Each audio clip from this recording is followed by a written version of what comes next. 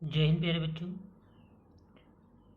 आज कक्षा 7वीं हिंदी के अंतर्गत पाठ 3 हिमालय की बेटियां। जैसा कि पाठ से ही आपको पता चल रहा है, हिमालय की बेटियां ये कौन कौन हैं। हिमालय पर्वतराज है और उनकी बेटियां किसे कहा जाता है, ये इस चैप्टर में, इस पाठ में हम समझेंगे। तो आइए बच्चों, चलते हैं पाठ की ओर। अभी तक मैंने उन्हें दूर से देखा था। बड़ी गंभीर, शांत, अपने आप में खोई हुई लगती थी। संभ्रांत महिला की भांति वे प्रतीत होती थी। उनके प्रति मेरे दिल में आदर और श्रद्धा के भाव थे। माँ और दादी, मौसी और मामी की गोद की तरह उनकी धारा में डुबकियाँ लगाया करता। परंतु इस बार जब मैं हिमालय के कंधे पर चढ़ा तो वे कुछ और रूप में सामने थी। मैं हैरान था कि यही दुबली पतली गंगा, यही यमुना, यही सतलुज समतल मैदानों में उतरकर विशाल कैसे हो जाती हैं। इनका उछलना और कूदना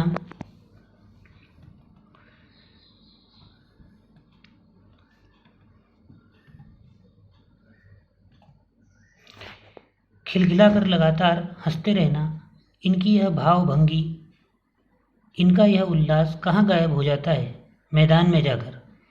किसी लड़की को जब मैं देखता हूँ, किसी कली पर जब मेरा ध्यान अटक जाता है, तब भी इतना कौतूहल और विस्मय नहीं होता जितना कि इन बेटियों की बाल लीला देखकर। कहाँ ये भागी जा रही है? वह कौन लक्ष्य है जिसने इन्हें बेचैन कर रखा है? अपने महान पिता का विराट प्रेम पाकर भी अगर इनका हृदय अतृप्त है, तो वह कौन होगा जो इनकी प्यास मिटा सकेगा? बर्फ जली नंगी पहाड़ियाँ, छोटे छोटे पौधों से भरी घाटियाँ, बंधुर अदित्तिकाएँ, सरसब्ज उपत्यकाएँ, ऐसा है उनका लीला निकेतन। खेलते खेलते जब ये जरा दूर निकल जाती हैं तो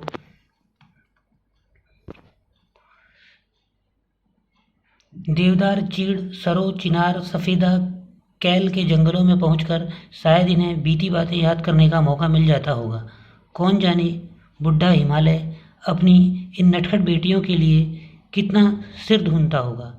बड़ी बड़ी चोटियों से जाकर पूछिए तो उत्तर में विराट मौन के सिवाय उनके पास और रखा ही क्या है। सिंधु और ब्रह्मपुत्र, ये दो ऐसे नाम हैं जिनके सुनते ही रावी, सतलुज, ब्यास, चनाब, झेलम, काबुल, कुभा, कपिशा, गंगा, यमुना, सरयू, गंडक, कोसी आदि हिमालय की छोटी बड़ी सभी बेटियां आंखों के सामने नाचने लगती हैं। वास्तव में सिंधु और ब्रह्मपुत्र स्वयं कुछ नहीं है। दयालु हिमालय के पिघले हुए दिल की एक एक बूंद न जाने कब से इकट्ठा हो होकर इन दो महानदों के रूप में समुद्र की ओर प्रवाहित होती रही है। कितना सौभाग्यशाली है वह समुद्र जिसे पर्वतराज हिमालय की इन दो बेटियों का हाथ पकड़ने का श्रेय मिला। जिन्होंने मैदानों में ही इन नदियों को देखा होगा, उनके ख्याल में शायद ही यह बात आ सकी कि बूढ़े हिमालय की गोद में बच्चियां बनकर ये कैसे खेला करती हैं। माँ बाप की गोद में नंग धड़ंग होकर खेलने वाली इन बालिकाओं का रूप पहाड़ी आदमियों के लिए आकर्षक भले न हो, लेकिन मुझे तो ऐसा लुभावना प्रतीत हुआ वह रूप कि हिमालय को ससुर और समुद्र को उसका दामाद कहने में कुछ भी झिझक नहीं होती।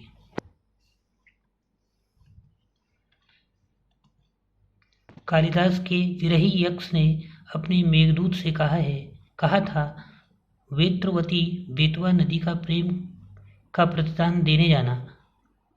तुम्हारी वह प्रेयसी तुम्हें पाकर अवश्य ही प्रसन्न होगी। यह बात इन चंचल नदियों को देखकर मुझे अचानक याद आ गई और सोचा कि शायद उस महाकवि को भी नदियों का सचेतन रूपक पसंद था। दरअसल जो भी कोई नदियों को पहाड़ी घाटियों और सतलज मैदानों, आंगनों के मैदानों में जुदा जुदा शक्लों में देखेगा, वह इसी नतीजे पर पहुंचेगा। काका कालेलकर ने नदियों को लोकमाता कहा है, किंतु माता बनने से पहले यदि हम इन बेटियों के रूप में देख लें तो क्या हर्ज है। और थोड़ा आगे चलिए, इन्हीं में अगर हम प्रेयसी की भावना करें तो कैसा रहेगा।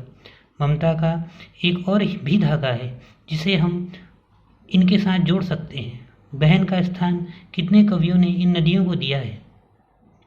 एक दिन मेरी भी ऐसी भावना हुई थी। थोलिंग तिब्बत की बात है, मन उचट गया था, तबीयत ढीली थी, सतलज के किनारे जाकर बैठ गया। दोपहर का समय था, पैर लटका दिए पानी में। थोड़ी ही देर में उस प्रगतिशील जल ने असर डाला, तन और मन ताजा हो गया, तो लगा मैं गुनगुनाने। जय हो सतलज बहन तुम्हारी, लीला अचरज बहन तुम्हारी, हुआ मुदित मन हठास खुमारी, जाऊं मैं तुम पर बलिहारी।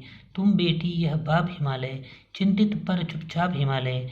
प्रकृति नदी के चित्रित पट पर, अनुपम अद्भुत छाप हिमालय। जय हो सतलज बहन तुम्हारी। नागार्जुन। तो बच्चों, इस प्रकार आपने देखा ये नागार्जुन द्वारा लिखा पाठ आपकी पाठ्य पुस्तक हिंदी बसंत कक्षा 7वीं हिंदी के अंतर्गत हिमालय की बेटियां पाठ से लिया गया है। इस पाठ में हिमालय और उसकी बेटियां अर्थात हिमालय पर्वत और उससे निकलने वाली नदियों के बारे में बताया गया है।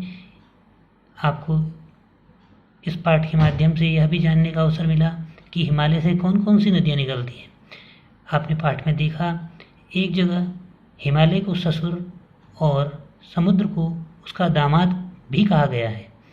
नागार्जुन ने यह इसलिए कहा है क्योंकि हिमालय की जो बेटियां हैं, नदियां हैं, वे एक दिन जाकर समुद्र में मिल जाती हैं। इस प्रकार पाठ हिमालय की बेटियां हमें हिमालय और उससे निकलने वाली विभिन्न नदियों के बारे में जानकारी प्रदान करता है। आइए बच्चों, इससे संबंधित अभ्यास प्रश्नों की ओर चलते हैं।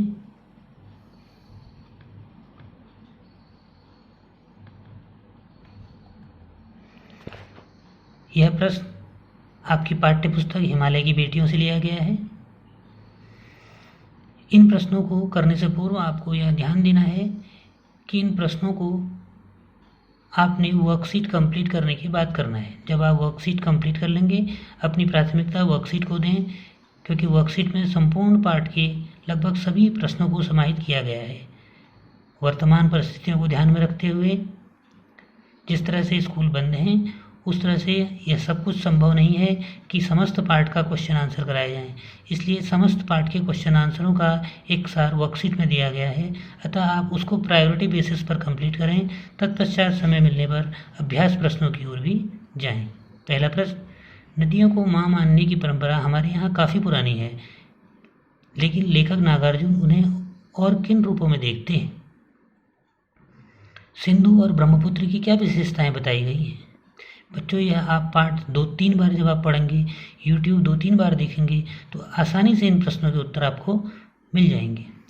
काका कालेलकर ने नदियों को लोकमाता क्यों कहा है? हिमालय की यात्रा में लेखक ने किन किन की प्रशंसा की है? लेख से आगे, नदियों और हिमालय पर अनेक कवियों ने कविताएं लिखी हैं। उन कविताओं का चयन कर उनकी तुलना पाठ में निहित नदियों के वर्णन से कीजिए। गोपाल सिंह नेपाली की कविता हिमालय और हम, रामधारी सिंह दिनकर की कविता हिमालय तथा जयशंकर प्रसाद की कविता हिमालय के आंगन में पढ़िए और तुलना कीजिए। यह लेख 1947 में लिखा गया था। तब से हिमालय से निकलने वाली नदियों में क्या क्या बदलाव आए हैं? अपने संस्कृत शिक्षक से पूछिए कि कालिदास ने हिमालय को देवात्मा क्यों कहा है।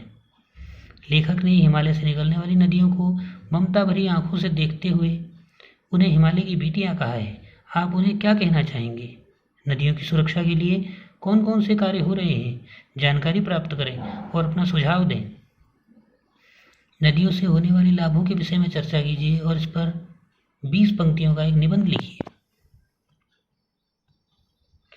भाषा की बात, अपनी बात कहते हुए लेखक ने अनेक समानताएं प्रस्तुत की हैं। ऐसी तुलना से अर्थ अधिक स्पष्ट एवं सुंदर बन जाता है। उदाहरण,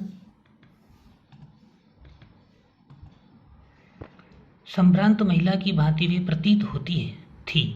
माँ और दादी, मौसी और मामी की गोद की तरह उनकी धारा में डुबकियां लगाया करता। अन्य पाठों से ऐसे 5 तुलनात्मक प्रयोग निकालकर कक्षा में सुनाइए और उन सुंदर प्रयोगों को कॉपी में भी लिखिए। निर्जीव वस्तुओं को मानव संबंधी नाम देने से निर्जीव वस्तुएं भी मानो जीवित हो उठती हैं। लेखक ने इस पाठ में कई स्थानों पर ऐसे प्रयोग किए हैं, जैसे, परंतु इस बार जब मैं हिमालय के कंधे पर चढ़ा तो वे कुछ और रूप में सामने थी। काका कालेलकर ने नदियों को लोकमाता कहा है। पाठ में इसी तरह के और उदाहरण ढूंढिए। पिछली कक्षा में आप विशेषण और उनके भेदों से परिचय प्राप्त कर चुके हैं। नीचे दिए गए विशेषण और विशेष्य संज्ञा का मिलान कीजिए। विशेषण संभ्रांत, चंचल, समतल, घना, मूसलाधार। विशेष्य वर्षा, जंगल, महिला, नदियाँ, आंगन। एक आपको करके बताया गया है मूसलाधार वर्षा। यहाँ वर्षा विशेष्य है, संज्ञा है, और मूसलाधार उसका विशेषण जो वर्षा की विशेषता बता रहा है। आगे चलते हैं। द्वंद्व समास के दोनों पद प्रधान होते हैं। इस समास में और शब्द का लोप हो जाता है। जैसे राजा रानी द्वंद्व समास है, इसका अर्थ है राजा और रानी। पाठ में कई स्थानों पर द्वंद्व समासों का प्रयोग हुआ है। इन्हें खोजकर वर्णमाला क्रम शब्दकोश शैली में लिखिए। नदी को उल्टा लिखने से दीन होता है, जिसका अर्थ होता है गरीब। आप भी 5 ऐसे शब्द लिखिए जिसे उल्टा लिखने पर सार्थक शब्द बन जाए। प्रत्येक शब्द के आगे संज्ञा का नाम भी लिखिए। जैसे नदी, दीन, भाववाचक संज्ञा। नदी को जब हमने उल्टा लिखा तो दीन अर्थात गरीब, जो एक भाववाचक संज्ञा है।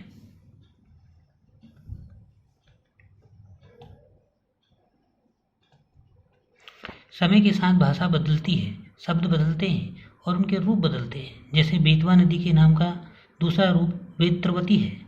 नीचे दिए गए शब्दों में से ढूंढकर इन नामों के अन्य रूप लिखिए। सतलुज, झेलम, अजमेर, रोपड़, चिनाब, बनारस। प्रश्न नंबर 7। उनके ख्याल में शायद ही यह बात आ सके कि बूढ़े हिमालय की गोद में बच्चियां बनकर ये कैसे खेला करती थीं। उपयुक्त पंक्तियों में ही के प्रयोग की ओर ध्यान दीजिए। ही वाला वाक्य नकारात्मक अर्थ दे रहा है, इसलिए ही वाले वाक्य में कही गई बात को हम ऐसे भी कह सकते हैं, उनके ख्याल में शायद वह बात न आ सके। इसी प्रकार नकारात्मक प्रश्नवाचक वाक्य कई बार नहीं के अर्थ में इस्तेमाल नहीं होते। जैसे महात्मा गांधी को कौन नहीं जानता। दोनों प्रकार के वाक्यों के समान 3 उदाहरण सोचिए और इस दृष्टि से उनका विशेष विश्लेषण कीजिए। बच्चों, इसमें देख रहे हैं आप, ही के प्रयोग से हमने बात को इस तरह प्रस्तुत किया है कि वो नकारात्मक अर्थ दे रहा है। जैसे एक बार और आपको समझा दें, उनके ख्याल में शायद ही यह बात आ सके कि बूढ़े हिमालय की गोद में बच्चियां बनकर ये कैसे खेला करती हैं। दूसरा उदाहरण, महात्मा गांधी को कौन नहीं जानता। आप इस तरह से 3 उदाहरण सोचिए और उस दृष्टि से उसका विश्लेषण कीजिए। यदि आपको पाठ में कोई समस्या उत्पन्न हो तो आप मुझसे इस विषय पर पूछ सकते हैं। इसके आगे बच्चों एक पाठ है, ये केवल पढ़ने के लिए है। फूले कदम्ब। फूले कदम्ब टहनी टहनी में कंदुक सम झूले कदम्ब। फूले कदम्ब सावन बीता बादल का कोप नहीं रीता। जाने कब से तू बरस रहा ललचाई आँखों से नाहक। जाने कब से तू तरस रहा मन कहता है छूले कदम फूले कदम। फूले कदम फूले कदम, नागार्जुन। देखिए ये कविता भी नागार्जुन द्वारा लिखी गई है और इन्होंने कदम्ब के फूलों के फूलने पर जो प्रकृति में सुंदरता उत्पन्न हुई है उसको कविता के रूप में आपके सामने प्रस्तुत किया है। नागार्जुन प्रकृति प्रेमी रहे हैं। इनके लेख और इनकी कविताओं से आप सहज ही इस बात का अनुमान लगा सकते हैं। आइए बच्चों, अब चलते हैं वर्कशीट की ओर, जो कि संपूर्ण पाठ को ध्यान में रखकर बनाई गई है। आप पहले इस वर्कशीट का अध्ययन करेंगे। इसको अपनी रफ कॉपी, नोटबुक, जो भी कॉपी आपके पास अवेलेबल है उस पर करें। तत्पश्चात समय मिलने पर बुक के अभ्यास प्रश्न भी करें। संभ्रांत तथा कौतूहल का क्या अर्थ है? पाठ से देख करके आप इसका आसानी से अर्थ निकाल सकते हैं। द्वंद्व समास के 2 उदाहरण दें। धारा, याद को उल्टा लिखने से जो संज्ञा बनती है उसका नाम लिखें। आपको संज्ञा का नाम लिखना है, भाववाचक, जातिवाचक, जो भी संज्ञा होगी उसको लिखना है। पाठ में हिमालय की बेटियां किसे कहा गया है? बनारस का वर्तमान बदला रूप क्या है? द्वंद्व समास की परिभाषा दें। विशेषण और विशेष्य किसे कहते हैं? उदाहरण द्वारा स्पष्ट करें। पाठ में सिंधु और ब्रह्मपुत्र की क्या विशेषताएं बताई गई हैं? मानवीकरण अलंकार किसे कहते हैं? पाठ के आधार पर दें, उदाहरण दें। मानवीकरण अलंकार बेटा जिसमें प्रकृति का मानवीकरण किया गया हो, जैसे पहाड़, पर्वत, पेड़, पौधों, नदियों को मानव के रूप में प्रस्तुत किया गया हो, मानवीय कल्पना की गई हो, उसे मानवीकरण अलंकार कहते हैं। ज़्यादा स्पष्टीकरण के लिए आप बुक अभ्यास को पढ़ें और मुझसे संपर्क कर सकते हैं। लेखक ने पाठ में किस किस की प्रशंसा की है? नदियों से होने वाली लाभ पर एक अनुच्छेद लिखें। पाठ में लेखक ने नदियों को ममता के किन किन रूपों में प्रस्तुत किया है, विस्तार से लिखें। तो बच्चों, आप ध्यानपूर्वक जब इस पाठ को पढ़ेंगे तो आपको आसानी से सहज रूप में इन प्रश्नों के समस्त उत्तर प्राप्त हो जाएंगे। इसलिए आप ध्यानपूर्वक YouTube चैनल को 2-3 बार देखें, पाठ 2-3 बार पढ़ें, तत्पश्चात वर्कशीट पर आकर इन क्वेश्चंस को, इन प्रश्नों को हल करने का अभ्यास करें। यदि आपके पास समय मिलता है तब आप बुक के संबंधित क्वेश्चन भी कर सकते हैं। धन्यवाद प्यारे बच्चों।